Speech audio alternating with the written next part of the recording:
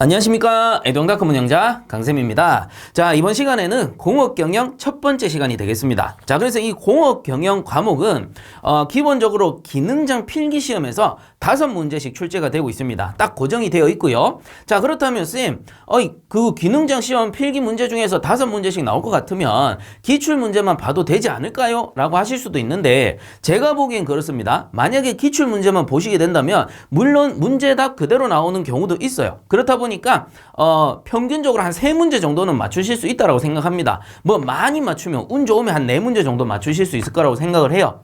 자, 근데 제가 이렇게 이론 강의를 다루어 드릴 거고요. 이론 강의를 보시고 이후에 기출문제에서 또 마찬가지로 세세하게 풀어 드립니다. 그러면은 이 이론 기본적으로 한번 들으시고 기출문제를 보시게 된다면 못해도 4문제고요. 잘 맞추시면 5문제 맞추실 수 있을 거라고 생각을 합니다. 그래서 요거 너무 만만하게 보지 마시고요. 가능하면 이론 한 번 정도 정독하시고 기출문제 푸시면서 여기서도 한두 문제 아깝잖아요. 그 한두 문제 가지고 떨어져 버리면 얼마나 속상합니까? 그래서 가급적이면 좀 최대한 많이 맞추실 수 있게끔 한 번 정도 이론을 들어보시면 좋을 것 같아요. 자, 그래서 이 공업경영 같은 경우는 이해할 부분도 좀 있고요. 어떤 부분은 그냥 공식 문제이기 때문에 공식을 외워야 되는 부분도 있습니다. 그래서 이해를 하셔야 될 부분은 제가 최대한 쉽게 설명을 드려서 이해를 좀 시켜 드릴 거고요. 그리고 암기만 해도 되는 부분들은 요 부분 좀 외워주세요 하면 그 부분만 딱딱 집어서 여러분들이 외워주시면 좋을 것 같아요. 그렇게 차근차근 제가 이렇게 끌어오는 대로 따라만 와주신다면 충분히 좋은 점수 얻으실 수 있을 거라고 생각을 합니다. 자, 그래서 한번 시작해 봅시다. 공업경영 첫 번째 챕터고요. 품질관리입니다. 자, 그래서 품질관리 처음에 보시면은 큰 네모에 보시면 1번에 통계적 품질관리라고 해서 통계적 방법의 기초부터 나오게 됩니다. 자, 여기에서 관로 1번에 보시면 데이터의 개요라고 해서 나와요. 그래서 한번 읽어보면은 특정 모 집단에 대한 정보. 자, 여기서 말하는 모 집단을 다른 말로 로트라고도 하는데요. 일단은 모르셔도 됩니다. 그냥 쭉 하다 보면 이해가 될 거예요. 자, 그래서 특정 모 집단에 대한 정보, 특성을 얻기 위해 모 집단으로부터 추출한 시료, 요 시료를 샘플이라고도 합니다. 그래서 요 시료를 데이터라 칭하는데 이 데이터를 정리, 분석함으로써 통계적 품질 관리가 이루어진다라고 돼 있죠. 그래서 그냥 처음에 읽어만 보시면 이해가 안 갑니다. 그래서 요게 뭐냐면은 우리 통계라는 말은 많이 들어보셨을 거예요. 그래서 뭐 뉴스 같은 데 보면은 인구 통계 요런 말도 나올 수 있고요. 그리고 뭐 또는 부동산 통계 요런 것도 나올 수 있습니다. 자, 그러면 인구 통계를 한번 생각해 보자고요. 인구 통계 같은 경우는 전국적으로 따질 때도 있지만 보통 보면 어떻게 돼요? 지역별로 나눠서 이 통계를 뽑습니다. 그 예를 들면 이런 거죠. 서울, 대전, 대구, 부산 별도로 이렇게 통계를 뽑아 가지고 그거를 비교하는 시스템 을 만드는 거죠. 자, 그래서 통계라는 거는 예를 들어 서울에 제가 지역을 나눕니다. 서울이라는 지역의 인구 통계를 내고 싶어요. 그러면 서울이라는 지역 안에도 인구가 엄청나게 무수히 많잖아요. 남자분도 있을 수 있고 여자분도 있을 수 있고 그리고 아이도 있을 수 있고 청소년도 있을 수 있는 겁니다. 이런 것들을 세부적으로 나누는 거예요. 그래서 모 집단이라 하면은 그냥 단순하게 서울에 사는 사람들, 요게 모 집단인 거고요. 이 모 집단은 따지고 보면 엄청나게 크잖아요. 거기 안에 남자도 있을 수 있고 여자도 있을 수도 있고 뭐 성인이 있을 수도 있고 아이도 있을 수 있기 때문에 이 모집단 자체는 너무 크니까 거기서 일부를 샘플링 해낸다라는 겁니다. 그래서 이렇게 샘플링 하는 거를 뭐라고 그래요? 여기서는 시료라고도 하고 샘플링 해낸 데이터를 샘플이라고도 부르는 거예요.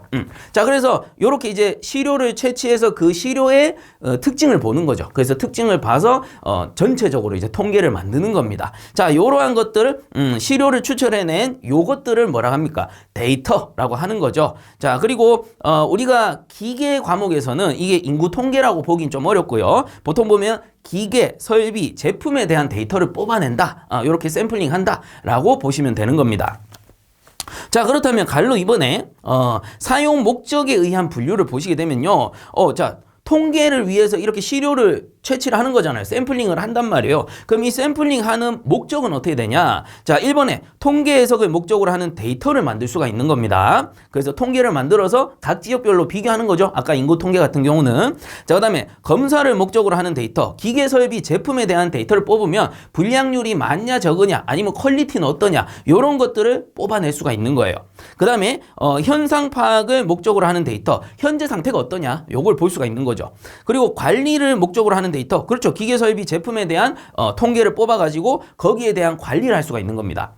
자, 그 다음에 다섯 번째 보시면 기록을 목적으로 하는 데이터. 이렇게 데이터를 뽑아서 통계를 내가지고 기록을 할 수가 있겠죠. 자, 이러한 목적에 의해 사용이 된다라는 거예요. 그래서 이런 것들을 외우시기보다는 한 번 정도 읽어보면서 샘플링을 왜 했는지, 시료를 왜 채취했는지 요거를 한번 생각해 보신다면 쉽게 이해가 가는 부분일 거예요. 그래서 문제에서도 어차피 주관식이 아니고요. 사지선다 객관식이잖아요. 그래서 보기를 보면서 여러분들이 이해를 할 수 있으면 된다라는 겁니다.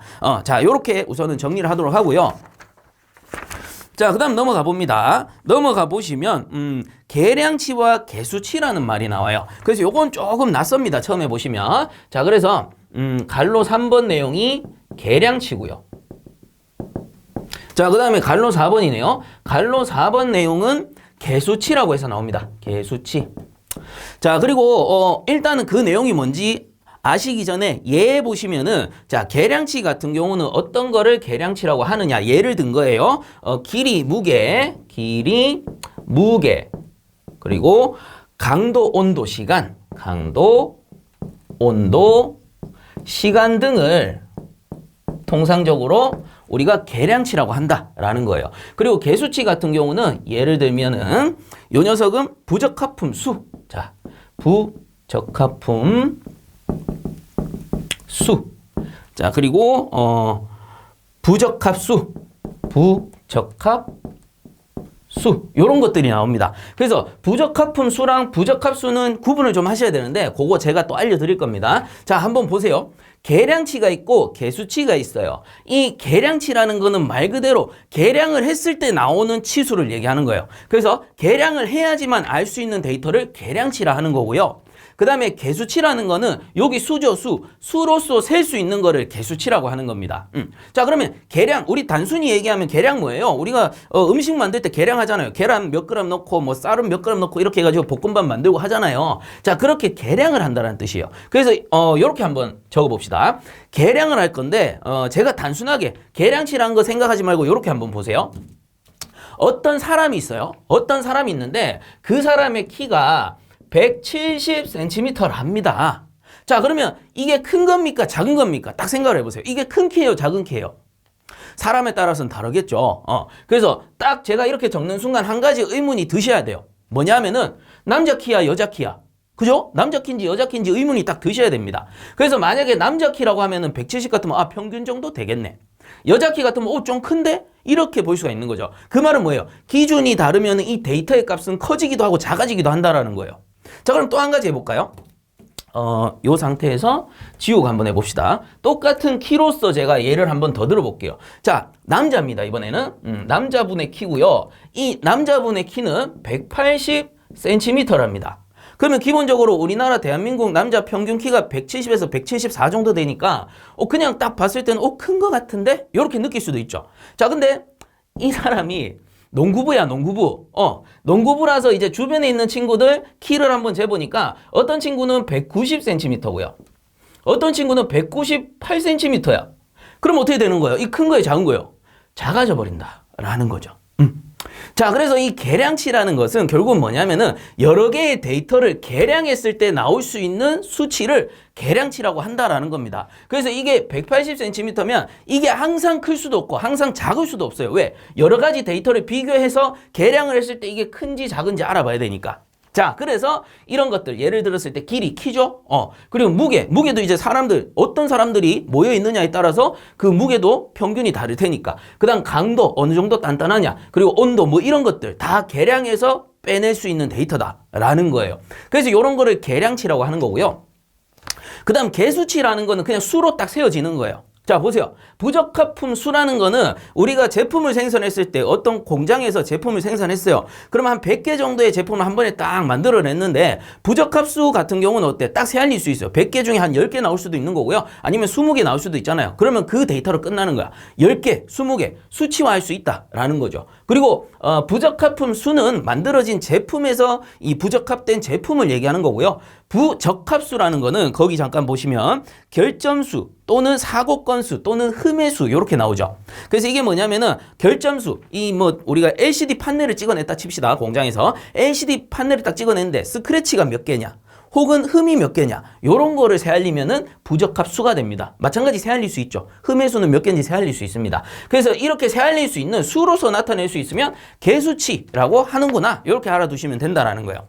쉽죠? 자, 그래서 한번 쭉 읽어봅시다. 갈로서 한번 해보시면 계량치라고 해서 데이터를 연속으로 셀 수 없는 형태로 연속으로 셀 수 없다. 크면 계속 커야 되고 작으면 계속 작아야 되는데 연속적으로 크거나 연속적으로 작지 않다라는 거예요. 계량을 해야 되니까. 자, 그래서 연속으로 셀 수 없는 형태로 측정되는 품질 특성치로 사용되는 대표적인 확률 분포는 정규 분포가 있다. 자, 그래서 계량치 그 확률 분포 같은 경우는 정규 분포가 있구나. 요거 정규 분포 줄을 좀 꺼주시기 바랍니다. 그래서 정규 분포 뭐 뒤에 가면 하기는 하는데 정규 분포라는 거는 요렇게 해서 데이터 자체가 이런 식으로 종 모양으로 생겼거든요. 그래서 양측의 면적이 같은 종 모양으로 된 이 분포도를 정규 분포라고 합니다. 그냥 참고적으로 알아두시고요. 뒤쪽에서 좀 더 상세하게 할 겁니다. 자, 그 다음에 갈로 4번의 개수치 같은 경우는 데이터가 비연속 양으로 수량으로 자, 데이터가 비연속 양이다. 뭐예요? 100개 제품을 생산하면 100개만 딱 생산하고 끝나는 거예요. 그래서 100개 중에 몇 개냐 이렇게 세알리기 때문에 비연속량입니다. 이 100개 생산하면 끝나는 거예요. 그 다음은 그 다음 로트로 넘어가서 또 생산을 하기 때문에 비연속량으로 수량으로서 셀 수 있다라는 거예요. 그래서 수량으로 세워지는 품질 특성치로 사용되는 대표적인 확률 분포는 요것도 줄 거주세요. 부하송 분포, 초기화 분포, 이항 분포 등이 있다. 자, 그리고 그 밑에 예에 보시면 부적합품 수, 불량품 수. 그래서 부적합품 수를 다른 말로 불량품 수라고 하죠. 그래서 앞에서도 말씀드렸듯이 제품을 완성했을 때 그 중에 불합격한 불량품 수 또는 부적합품 수 이렇게 보시면 되고요. 그 다음 부적합수 요거 두 개를 구분하기 위해서 부적합수는 제품을 생산했을 때 거기에 뭐 기스가 간다거나 아니면 흠이 생긴다거나 혹은 뭐 사고 건수라고도 할 수 있는 거죠. 이 뭐 사고가 발생하면 그 사고 건수도 헤아릴 수가 있는 거니까 셀 수가 있다라는 겁니다. 자, 요런 것들을 부적합수라고 하는구나 이렇게 알아두시면 되겠습니다. 자, 그 다음 바로 밑에 보시면 모집단 이렇게 나오는데요. 자, 요거는 우선은 요거 지우고 한번 해보겠습니다. 자, 그 다음에 큰 2번에 보시면 모집단입니다. 그래서 요거를 모집단만 따로 보지 마시고요. 그 밑에 보시면 큰 3번에 시료라고 나옵니다. 영어로는 샘플이라고 하는데 자, 이 모집단과 시료를 함께 보겠습니다. 자, 그래서 거기 가운데 보시면 그림이 하나 있어요. 요 표인데 표를 가지고 간단하게 설명을 할 수가 있어요. 자, 앞에서 제가 통계에 대한 이야기를 잠깐 했습니다. 그래서 뭐 인구 통계라던가 부동산 통계라던가 요런 것들을 우리가 조사를 할 수 있다라고 했는데 자, 여기 표에 의하면 요것도 인구 통계 중에 하나라고 볼 수 있겠네요. 그래서 인구 통계 중에 전국 단위로 조사를 할 수도 있지만 그걸 다시 쪼갭니다. 지역별로 쪼갰을 때 여기서는 서울에 사는 남자에 대해서 조사를 하고 싶은 거예요. 그래서 표대로 한번 그려본다면 요렇게 했을 때 자, 지역으로 나눴을 때 뭡니까? 서울에 거주하고 있는 남자에 대해서 조사를 하고 싶다라는 겁니다. 그래서 이제 원 집단을 뭐라고 하느냐? 모집단이라 그래요. 모집단. 우리가 알고자 하는 원집단, 원래의 집단, 요거를 모집단이라고 하는 거고, 그리고 이 모집단의 크기를 대문자 N으로 쓰게 됩니다. 요렇게 참고적으로 일단 알아두시고요. 그냥 용어 정리한다. 요렇게 알아두시면 됩니다. 개념 잡고요. 자, 그래서 이 원 집단이 여기 안에 데이터를 우리가 뽑아내려고 하니까 이 원 집단이 너무 크다라는 거예요. 그래서 이 모집단이 너무 크다 보니까 어떻게 하느냐? 여기서 표본을 채취를 한다라는 겁니다. 그래서 조금 더 세부적으로 들어가는 거예요. 이거를 다 조사하기가 너무 힘드니까 너무 커서. 그래서 어떻게 하느냐? 여기서도 조금 쪼개자. 어떻게 쪼개냐? 이번에는 서울에 사는 남자긴 한데 나이까지 쪼개는 겁니다. 30대 남자에 대해서 조사를 한번 해보자 라는 겁니다. 자, 그래서 여기서 이제 표본을 딱 빼낸다라고 해서 요런 거를 표본이라고도 하고요. 거기는 보니까 표본의 크기는 스몰 n으로 나타낸다 이렇게 나와 있죠. 그래서 일단은 봅니다. 그래서 여기서 표본을 채취한다라고 했는데 자, 여기서 엄밀히 따지면 뭐예요? 표본을 다른 말로 뭐라고 하느냐? 요거를 샘플이라고도 하고요. 시료라고도 합니다. 그 말은 뭐예요? 샘플을 이렇게 채취한 거니까 이러한 거를 우리는 샘플링이라고 부른다라는 거죠. 샘플링. 자, 그래서 여기에서 이제 데이터를 여러 가지를 얻을 수가 있는 거예요. 서울에 사는 30대 남자를 조사를 해보니까 결혼은 했는지 또는 뭐 자녀 수는 어떻게 되는지 혹은 연봉은 어떻게 되든지 이러한 데이터들이 뽑힌다라는 겁니다. 그러면 이러한 데이터들을 토대로 어떻게 합니까? 원래 있던 원집단, 즉 모집단을 다시 추정해 나갈 수 있다라는 겁니다. 제가 그래서 요거를 인구 통계로 나타내니까 조금 이해가 안 가실 수 있는데 우리 제품이라고 생각해 보시면 됩니다. 그래서 제품이 있는데 예를 들어서 이런 보드마카를 생산한다라고 칩시다. 이러한 보드마카를 생산을 하는데 보통 보면 공장에서 몇만 개씩 생산을 하잖아요. 그럼 몇만 개씩 찍어내는 거야. 이 대문자 N이 한 몇만 개씩 나오는 거예요. 10,000개 이상 되는 거예요. 그러면 이 10,000개를 전부 전수 검사할 수는 없죠. 전수 검사라는 건 다 검사를 하는 거예요. 근데 이 수량이 너무 많다 보니까 그러면 10,000개 중에 어떻게 하냐? 우리 한 100개 정도만 샘플링 해가지고 테스트 해보자. 그래서 100개 중에 예를 들어 불합격품이 3개 이상 나온다 또는 10개 이상 나온다. 그러면 불합격 시키고요. 아니면 통과시키자. 이러한 것들을 우리가 샘플링해서 그 데이터를 얻고 그리고 그 데이터를 바탕으로 원래 있던 원집단, 다른 말로 모집단이라고 하죠. 모집단을 추종해 나가는 방식이에요. 자, 그러한 내용이다라고 보시면 되고 이 모집단을 다른 말로 뭐라고 하느냐? 로트라고도 합니다. 제품을 생산할 때 한 노트 한 노트 이렇게 부른다라는 겁니다. 자, 그래서 이렇게 이해를 하시면 되고 이제 쭉 한번 읽어보면 될 것 같아요. 자, 우선은 모집단 봅시다. 모집단의 개요라고 해서 모집단 대문자 N입니다. 요 N이란 데이터를 분석하기 위한 원집단, 원래의 집단을 얘기하는 겁니다. 원래의 집단을 의미하며 이러한 모집단의 특성을 수량화할 수가 있으며 이를 모수라고 한다라는 겁니다. 자, 그래서 여기서 나오는 데이터를 뭐라고 하느냐? 모수라고 부른다라는 거예요. 요거 일단 알아둡니다. 그리고 그림 밑에 보시면 모평균이라고 해서 자, 모집단 분포의 중심 위치를 표시한 값이다라고 해서 여기 이제 기호로는 뮤라고 쓴다라는 거 좀 알아두시고요. 그래서 여기 이제 평균입니다. 평균. 평균이라고 보시면 돼요. 자, 그리고 모집단 분포의 중심에 위치한 표시값이라고 돼 있는데 이게 뒤쪽에 넘어가면 정규분포라는 게 나온다라고 했습니다. 그래서 우리 정규분포 앞에서 제가 잠깐 얘기했는데 이렇게 종 모양으로 생긴 아이다라고 했죠. 그래서 분포 자체가 이 양쪽이 똑같습니다. 양쪽이 똑같기 때문에 정규분포라고 하고요. 자, 평균은 당연히 어때요? 데이터의 중심이 되겠죠. 평균이니까 이 정규분포에 있어서는 요 가운데 위치, 요 부분이 평균이 된다라는 겁니다. 자, 그 다음에 모분산이라고 돼 있는데요. 모집단 산포, 흩어짐을 표시한 값이다 라는 겁니다. 그래서 이 데이터가 얼마만큼 흩어져 있느냐 이런 걸 나타낸다 라는 겁니다. 그리고 이 분산이라는 거를 뭐라고 하느냐? 기호로는 시그마 제곱. 자, 시그마 제곱 요거 알아둡니다.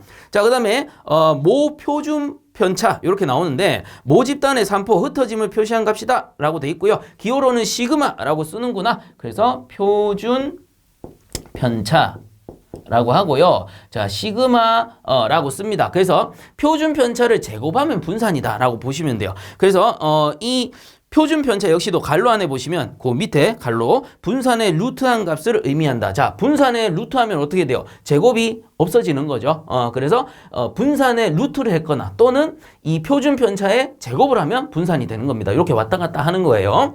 자, 그리고 밑에 보시면 시료, 샘플이라고도 하고요.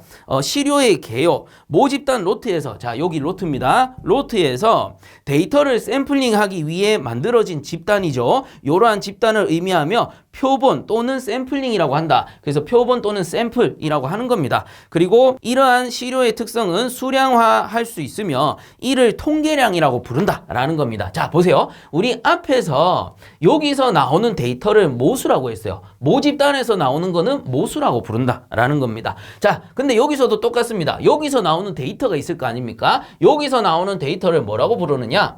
통계량이라고 부르자라는 겁니다. 자, 그래서 통계량에도 평균, 분산, 표준 편차를 나타내는 기호가 있어요. 자, 요거 잠시 295페이지, 2페이지 넘어가 보시면 295페이지 잠깐 넘어가 봅니다. 그러면 여기 표가 하나 나와요. 모수와 통계량의 비교라고 해서 자, 보세요. 모수에서는 평균이 뮤고요. 그 다음 분산이 시그마 제곱, 그 다음 표준 편차가 시그마라고 나오고요. 통계량에서는 평균이 X 바로 나옵니다. 오히려 통계량 기호를 좀 더 많이 써요. 근데 둘 다 알아두시면 좋습니다. 그 다음 분산은 S의 제곱으로 쓰게 되고요. 자, 분산의 루트를 씌우면 어떻게 된다고요? 표준 편차 된다 했죠. 그래서 요거를 S라고 쓴다라는 겁니다. 그래서 요 같은 겁니다. 이렇게 같은 건데 이 모집단에서 나오는 데이터는 요렇게 표시를 하는 거고 샘플링한 표본에서 나온 요거는 통계량이라고 부르고 기호를 요렇게 쓴다라는 겁니다. 그래서 두 가지 다 알아두시면 되겠습니다. 그래서 여기서도 마찬가지 분산을 S제곱이라고 썼을 때 루트를 씌우면 S가 되는 거고요. 요게 표준 편차죠. 반대로 표준 편차 S에다가 제곱을 하면 분산이 된다. 그리고 평균은 X바로 쓴다라는 겁니다. 그 밑에 뭐 범위나 비율 같은 경우는 참고적으로 보시면 됩니다. 주로 다루는 게 요 기호들이다라고 보시면 돼요. 그래서 모집단에서 나온 모수를 이렇게 표시하고 여기 표본에서 나온 통계량을 이렇게 표시를 한다라는 거예요. 자, 그 다음 다시 돌아옵시다. 돌아보면은 시료는 했고요. 293페이지는 했고, 자, 그 다음에 294페이지 넘어가 보는데요. 자, 여기 보시면 통계량의 수리 해석 이렇게 나옵니다. 그래서 요거는 여러 가지 공식들이 있는데요. 일부 공식은 외우실 것도 있고, 일부 공식은 외우지 않고요. 계산기 사용 방법으로 해결하는 방법이 있습니다. 그래서 요거를 제가 일단은 설명을 한번 드려볼게요. 자, 그 다음 갈로 2번에 통계량의 수리 해석 이렇게 나오는데요. 우리 앞에서 표본을 이렇게 채취해 가지고 샘플링한 거죠. 샘플링했을 때 그 샘플링한 데이터를 통계량이라고 했죠. 그래서 이 통계량을 어떻게 수리적으로 해석하느냐, 뭐 어떻게 구해낼 거냐, 요런 거를 나타낸다라는 겁니다. 자, 근데 이거는 공식을 외워서 그대로 대입해서 푸셔도 되는데요. 공식을 대입해서 푸는 것보다는 계산기 사용 방법을 익히시는 게 훨씬 더 수월합니다. 그래서 물론 계산기 사용 방법은 제가 또 알려드릴 거예요. 그래서 이번 첫 번째 강의에서는 계산기 사용 방법보다는 이런 공식이 있다라는 걸 알려드릴 거고요. 이후에 두 번째 강의 어떻게 할 거냐면 잠깐 넘어가 보시면 295페이지 밑에 보면 개념 잡기 문제가 나옵니다. 그래서 공식을 우선 이번 시간에 알려드릴 거고 이후 다음 시간에 이 개념 잡기 문제를 한번 쫙 풀어볼 거예요. 풀어보면서 전체적인 그 통계량을 구하는 방법을 알려드릴 겁니다. 그래서 그 알려드리는 과정 중에서 당연히 계산기 사용 방법을 알려드릴 거고 화면상 계산기를 띄워서 직접 같이 계산을 해볼 거니까 그건 너무 걱정하지 마시고요. 우선은 이번 시간에는 어떠한 공식들이 있는지 어떠한 경향들을 가졌는지 정도만 이해를 하고 넘어가 주시면 좋을 것 같아요. 자, 그래서 이 통계량의 수리 해석인데 우선은 중심적 경향입니다. 자, 중심적 경향이라고 하고 그리고 잠깐 밑에 보시면 동그라미 2번에 보시면 산포의 경향 이렇게 나오는데 그 쉽게 말하면 이런 거예요. 중심적 경향이라는 거는 우리가 이렇게 정규 분포를 딱 그려본다면 이 데이터들이 얼마만큼 이 중심에 모여 있느냐 요거를 중심적 경향이라고 하고요. 그리고 산포의 경향 동그라미 2번 같은 경우는 얼마만큼 이 중심에서 멀어져 있느냐 요거를 나타내는 데이터다라고 보시면 됩니다. 자, 그래서 이러한 것들을 구하는 방법들이 다 있더라. 자, 그래서 자, 하나씩 봅시다. 중심적 경향부터 할 건데요. 제일 먼저 나오는 게 평균이네요. 그래서 기억해 보시면 평균인데요. 요건 단순해요. 우리 산술 평균을 생각하시면 됩니다. 그래서 요거를 민이라고도 하고요. X바라고도 나타내는데 자, 우리는 X바로 알아두시면 좋겠습니다. 그래서 데이터의 총합 시그마 XI 자, XI라는 게 데이터 하나하나를 나타내는 거예요. 그래서 XI를 총 개수 N으로 나눈 데이터의 값을 의미한다. 데이터의 수는 스몰 n으로 나타내는데요. 자, 이런 겁니다. 예를 들어 제가 하나 그려볼게요. 보기를 하나 드릴게요.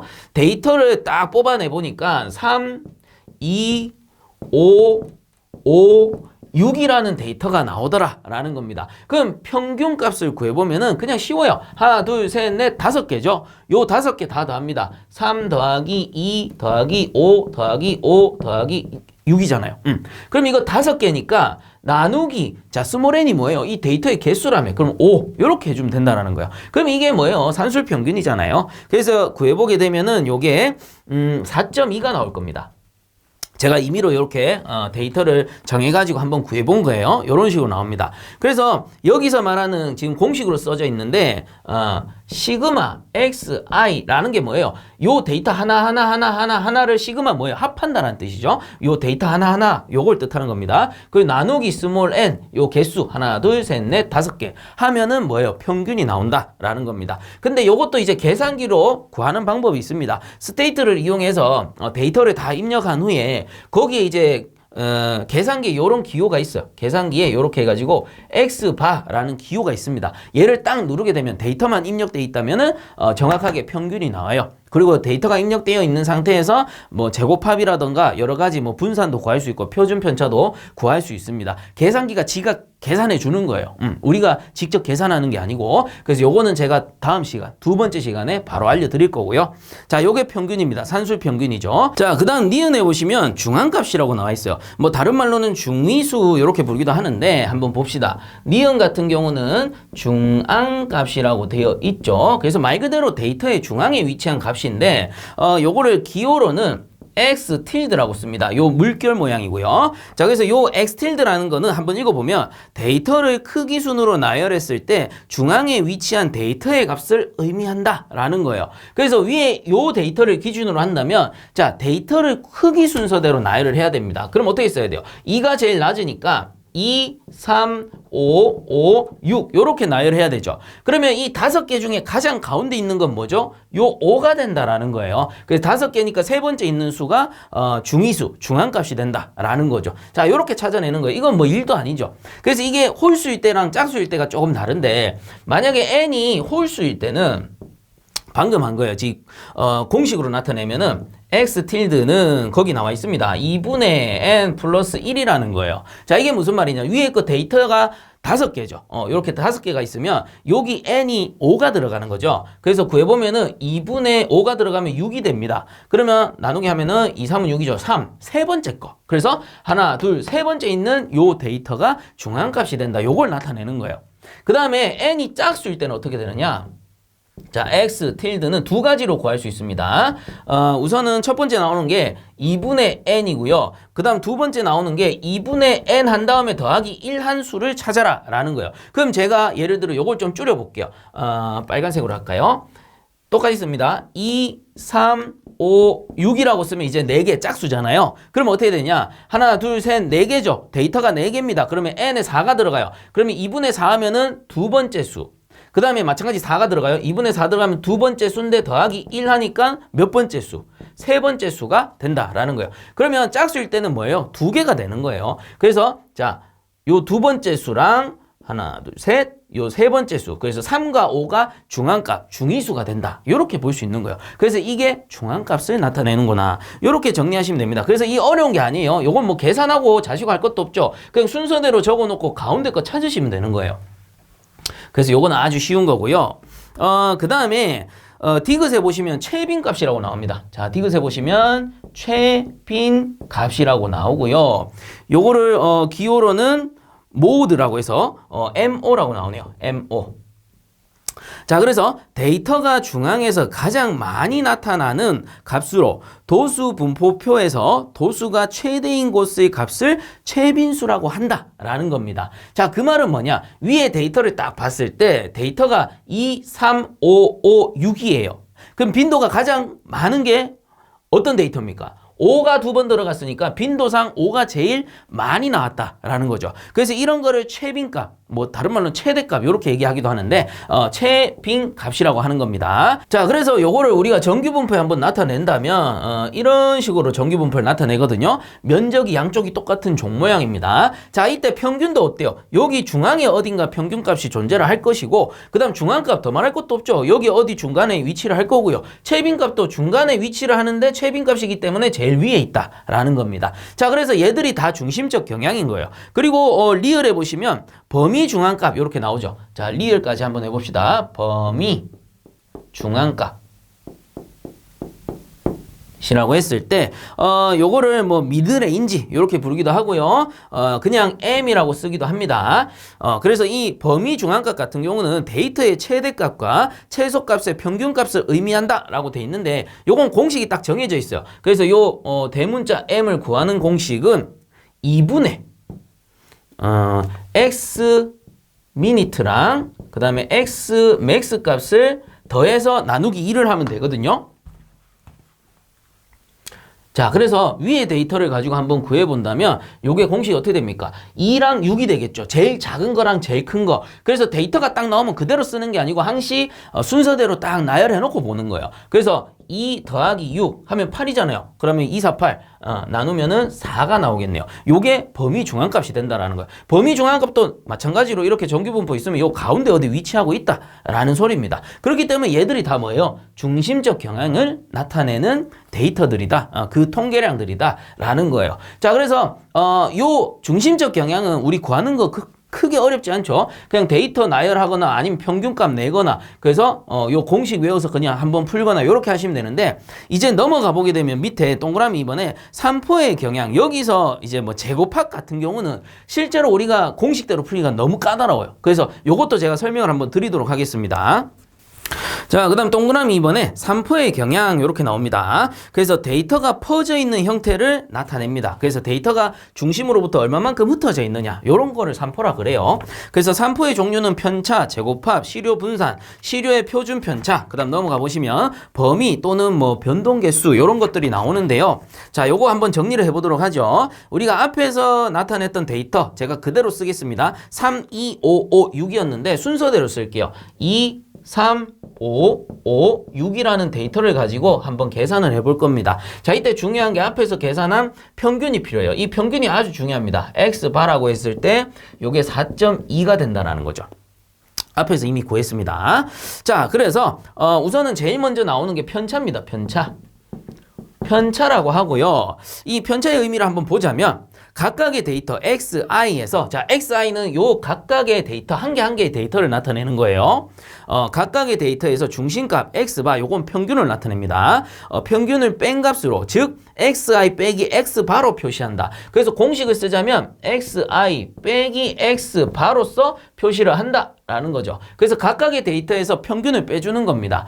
그러면 예를 들어 하나씩 계산해 보면 이거 다 계산하지 말고요. 두 개만 한번 해봅시다. 제일 앞에 있는 거 2 빼기 평균이니까 4.2 그 다음에 6 빼기 평균이니까 4.2 이런 식으로 계산할 수 있죠. 그러면 얘는 4보다 작으니까 2가 작으니까 마이너스 얼마 나올 거고 얘는 플러스 얼마 나올 거예요. 그러면 이 분포도 정규 분포라고 했을 때 이런 식으로 그렸을 때 중앙의 값이 4.2니까 4.2로부터 이 같은 경우는 마이너스 쪽이니까 한 요 정도 편차량을 가지고 있는 거고 그 다음 6은 이제 플러스 쪽이니까 한 요렇게 가겠죠. 요런 식으로 플러스 쪽으로 편차량을 가지고 있다라는 겁니다. 그 말은 뭔 말이에요? 이 중심으로부터 얼마만큼 떨어져 있느냐 이게 바로 편차다라는 겁니다. 그래서 각각의 데이터를 다 구하면 찍히는 점들을 다 구할 수가 있겠죠. 그래서 얼마만큼 흩어져 있냐 이 중앙으로부터 얼마만큼 흩어져 있냐 요런 것들을 산포의 경향이라고 한다. 그 중에 하나가 편차가 되는 거고요. 어려운 내용이 아닙니다. 그냥 한 번 정도 이렇게 듣고 넘어가시면 돼요. 그 다음에 니은에 보시면 제곱합이라는 게 있어요. 제곱합입니다. 자, 요 제곱합을 sum of square라고 해가지고 SS로 쓰기도 하고요. 대문자 SS 또는 그냥 S 이렇게 쓰기도 합니다. 그래서 교재에서는 지금 S라고 나와 있기 때문에 요거를 기준으로 설명을 드리겠습니다. 자, 그래서 제곱합은 말 그대로 제곱을 합한 거예요. 그래서 한번 보면 편차 xi 빼기 x바 위에 있는 공식이죠. 위에 있는 공식을 제곱하여 모두 합한 값을 의미한다. 자, 그래서 그냥 읽어봐서는 잘 모릅니다. 제가 한번 계산을 해드리면 자, 요 공식을 우선은 이용을 하는 거예요. 각각의 데이터. 자, 2 빼기 평균이면 4.2죠. 요거를 제곱을 해요. 자, 그 다음에 3 더하기 함죠. 더하기 하셔야 됩니다. 제곱합이니까. 그 다음에 3 빼기 4.2 제곱 더하기 자 5입니다. 5 빼기 4.2 제곱 그 다음에 자 여기도 5가 하나 더 있네요. 그러면 더하기 5 빼기 4.2 제곱 그 다음 더하기 6 빼기 4.2 제곱 이렇게 하는 거예요. 그래서 뭐예요? 제곱한 거를 다 더하기 때문에 제곱합이라고 하는 겁니다. 그래서 이렇게 나오는 값은 제가 계산을 못 해왔어요. 깜빡하고. 여러분들 한번 계산기로 계산 한번 해보세요. 제가 자막으로 요 값은 띄워드릴게요. 제가 계산해서 정답을 띄워드릴 테니까 계산 한번 해보시고요. 직접 한번 해보시면 딱 느낄 겁니다. 이 보통 일이 아니에요. 그래서 무슨 말이냐면은 지금 데이터가 5개가 있죠? 5개만 계산하는데도 아주 수식이 많이 들어가요. 그렇기 때문에 요게 5개면 그나마 계산을 해내는데 여러분들 입력하다 보면 중간에 막 계산기가 버벅버벅거려요. 이 용량이 딸려가지고. 그렇기 때문에 5개 이후 뭐 6개, 7개, 8개 막 나온다. 문제에 간혹 한 7개씩 나오는 경우도 있어요. 그런 경우에는 이렇게 계산하기가 너무 어렵다라는 겁니다. 그래서 좀 더 쉽게 구할 수 있는 방법이 있어요. 그래서 알려드릴 건데 자, 우선은 교재에 있는 공식을 정리를 한번 해볼게요. 제곱합의 공식은 그 네모 박스 안에 있습니다. 제곱합을 S라고 했을 때 기호로 쓰게 되면 시그마에다가 xi 빼기 x바 제곱을 한 거죠. 그래서 요 편차잖아요. 안쪽에 있는 게. 편차의 제곱을 시그마 뭔데요? 모두 더한다. 모두 합한다. 요런 거를 시그마라고 하는 거죠. 그래서 제곱을 다 합했다. 그게 바로 요겁니다. 제가 방금 이 계산해 드렸던 요 공식이 되는 거고요. 그러면 이렇게 하면 너무 어렵잖아요. 너무 어렵다 보니까 이걸 좀 간소화 시켜보자. 자, 그래서 어떻게 간소화를 시켰느냐? 자, 시그마를 각각의 값에 대입을 하고요. 제곱을 또 각각의 값에 대입을 하면 어떻게 되느냐? 자, 시그마가 요렇게 들어가게 되면 시그마 xi고요. 제곱이 이렇게 들어가게 되면 제곱이 붙습니다. 자, 그 다음 빼기. 자, x바 뭐예요? 평균이죠. 평균. 산술 평균이라고 했습니다. 그래서 산술 평균은 어떻게 되는데요? n 분의 전체 더한 값 xi가 된다라는 거죠. 자, 근데 제곱이 이렇게 들어가야 되기 때문에 묶어서 제곱 이렇게 해주면 된다라는 거예요. 자, 그게 바로 두 번째 공식이 되는 겁니다.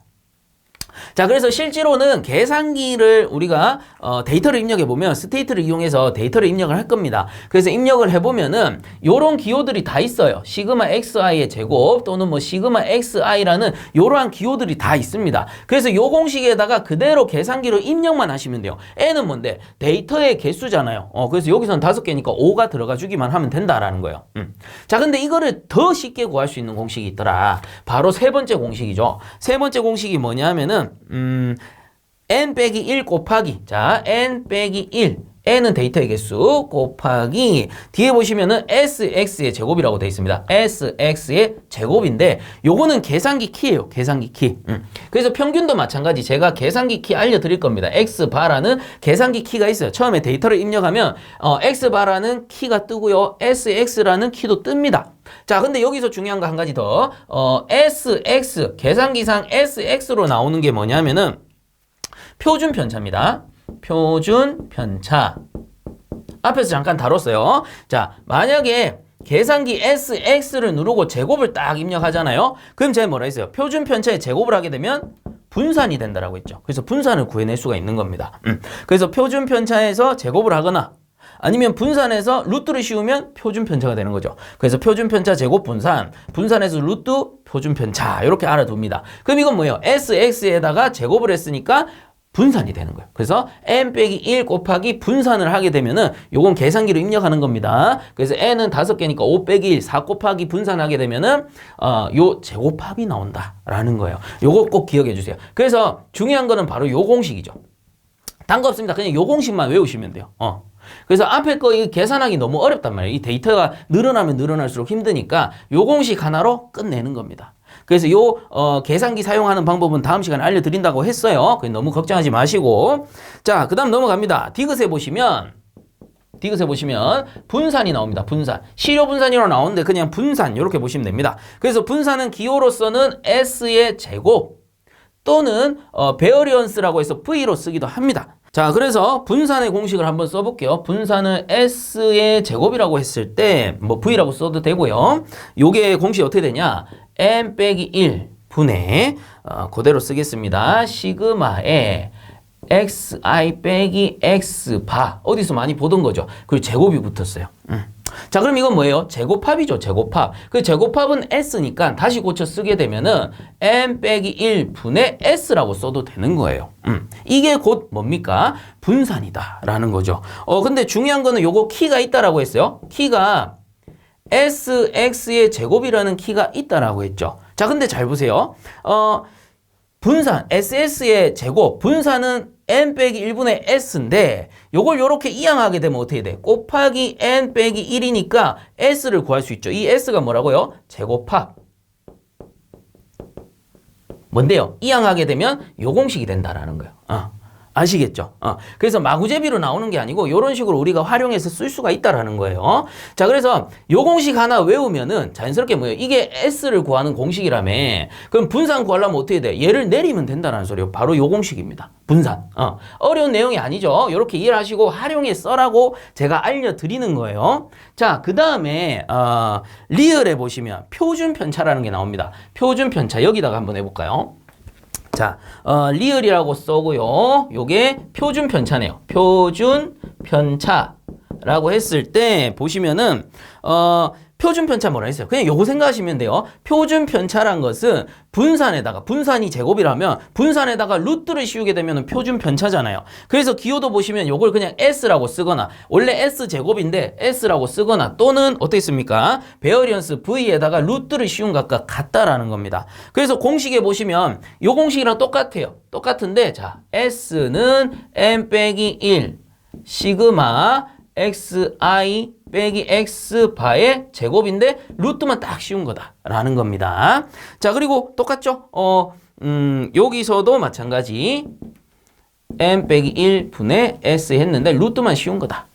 결론은 뭐냐면은 SX 키 누르면 돼요. 여기 SX 키 누르면 돼. 여기선 제곱을 붙여야 되지만 SX 키만 누르면 됩니다. SX 키 누르면은 자연스럽게 표준 편차 나온다라는 거. 이게 다 계산기에서 기능을 활용하는 방법이기 때문에 여러분들은 공식 외울 거 딱 하나밖에 없어요. 이것만 딱 외워놓으시면 SX가 표준 편차라면서요. 그럼 표준 편차도 구할 수 있고 제곱합도 구할 수 있는 거예요. 이 활용하면 되잖아요. 그리고 마찬가지 분산해서 루트 씌우거나 표준 편차해서 제곱하면은 답이 나오니까. 너무 쉬운 거예요, 이거는. 너무 쉬워요. 문제 한번 딱 풀어보시면 감이 옵니다. 자, 그렇게 정리하고요. 그 다음 페이지 넘어가 보면, 미음에 보시면 범위라고 해서 나옵니다. 자, 그러면 지금 칸이 많이 없으니까 최대한 좀 작게 한번 써서 끝까지 한번 써보자고요. 미음에 보시면 범위라고 나와요. 요걸 레인지라고도 합니다. 그래서, R이라고 쓰고, 공식은 어떻게 됩니까? X, max에서, 제일 큰 값에서, X 미니멈 제일 작은 값을 빼주면 범위다라는 거예요. 그래서 요 값에서 요 값을 빼면 이 전체 범위가 나온다라는 거죠. 그래서 600이 이하니까 요 데이터에서는 전체 범위가 4가 나오겠네요. 이렇게 보시면 되는 거예요. 자, 그 다음에 변동개수 비읍에 보시면 변동개수라고 해서 요거를 기호로는 CV 이렇게 씁니다. 또는 뭐 VC 이렇게 쓰는데 자, 표준 편차 S를 산술 평균 X바로 나눈 값이다. 그래서 CV는 X바 분의 S를 하면 됩니다. 근데 중요한 거는 뭐 곱하기 100도 있는데요. 퍼센트로 바꾸려면 중요한 거는 요것도 키로 누를 수 있고요. 요것도 키로 누를 수 있습니다. 그래서 계산기 상에서는 X바 분의 SX라는 키를 이용하시면 됩니다. 그리고 곱하기 100 이렇게 나오는 거죠. 그래서 요게 계산기 활용 방법에 다 있기 때문에 너무 걱정하지 마시고요. 이번 시간에는 요런 공식들이 있구나. 요런 공식들을 어떻게 활용하면 되느냐 다음 시간에 알려드릴 겁니다. 그래 너무 걱정 마시고 천천히 따라오시면 되겠습니다. 그래서 뭐 그 밑에 이제 모수와 통계량의 비교표는 앞에서 했으니까 이번 시간은 여기서 마무리하고요. 자, 다음 시간에는 밑에 개념 잡기 문제 있죠. 그래서 요 데이터를 활용해서 실제로 앞에 나왔던 뭐 평균 중앙값, 범위, 제곱합, 분산, 표준 편차, 변동계수 요런 것들을 한번 구해보도록 하겠습니다. 계산기 사용 방법 다 알려드리도록 하겠습니다. 자, 이번 시간 여기서 마무리하도록 하고요. 본 영상이 도움되셨다면 구독과 좋아요 한 번씩 부탁드리겠습니다. 자, 수고들 많이 하셨습니다.